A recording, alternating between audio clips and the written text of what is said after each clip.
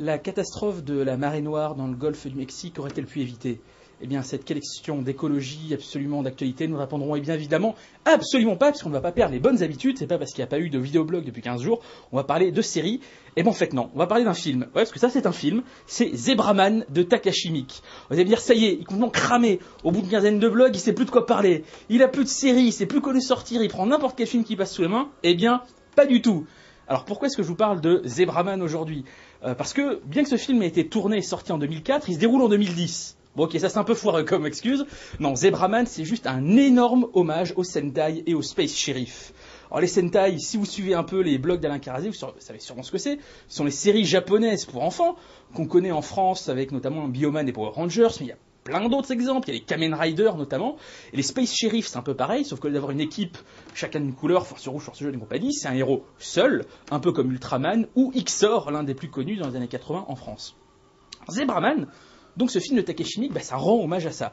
Alors juste pour vous situer un peu que c'est Takashi Miike, vous le connaissez peut-être si vous vous intéressez un peu au ciné, c'est un réalisateur japonais complètement dingue qui fait quasiment 3 à 4 films par an.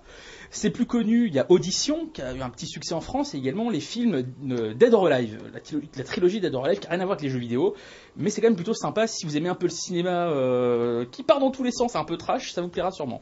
Et il a fait un peu de télé, puisqu'il a réalisé carrément un épisode de Masters of Horror, vous savez, cette anthologie avec des cinéastes d'épouvante.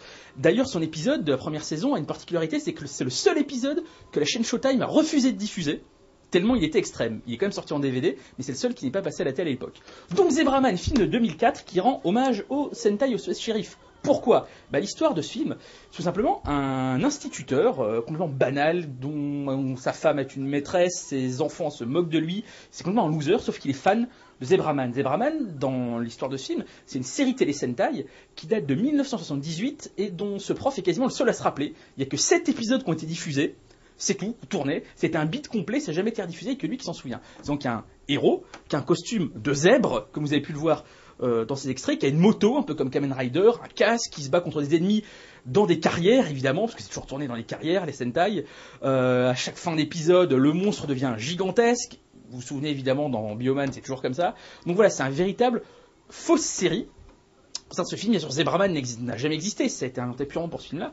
Et donc cet instituteur qui est fan de cette série, va carrément commencer à se prendre pour Zebraman. Il va se créer un costume, qui au début est franchement ringard. Il va commencer, un peu par accident au départ, par hasard, à se battre dans la rue contre des vrais pickpockets, des vrais méchants. Puis il va carrément tomber sur un serial killer avec un costume de crabe. Alors au début on se dit c'est un peu ridicule, c'est un peu comme Kick-Ass, vous savez ce film qui est sorti récemment, où ils veulent un peu donner un côté réaliste aux super-héros. Comment ça se passerait si quelqu'un voulait vraiment devenir un héros? Sauf qu'au fur et à mesure, il y a vraiment une intrigue surnaturelle, fantastique, science-fiction qui va se développer dans ce film, et le final est carrément époustouflant.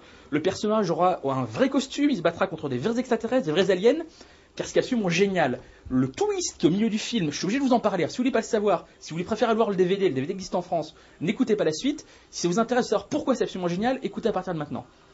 Le twist, c'est qu'en fait, la série télé Zebraman dans ce film a été écrite par un extraterrestre qui s'est écrasé sur la Terre en 1978 car il était à la poursuite d'autres aliens belliqueux. Et pour justement prévenir les terriens que ces aliens allaient les envahir en 2010, donc quelques années plus tard, une fois qu'ils se seraient régénérés après le crash, il a créé cette série pour inspirer les humains à devenir des héros. Et le seul qui y a cru, c'est ce fameux Instit.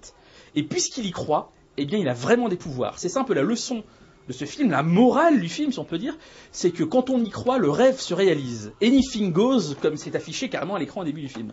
Et c'est donc parce que cet instituteur va croire que Zebraman peut sauver la Terre, qu'il va lui-même devenir Zebraman et combattre les aliens à la fin du film, dans un final plein d'effets spéciaux absolument génial. Ça commence comme un petit truc ringard, quasiment parodique des Sentai, et à la fin, ça donne carrément ce que pourrait être un véritable long métrage Sentai actuel. C'est absolument génial.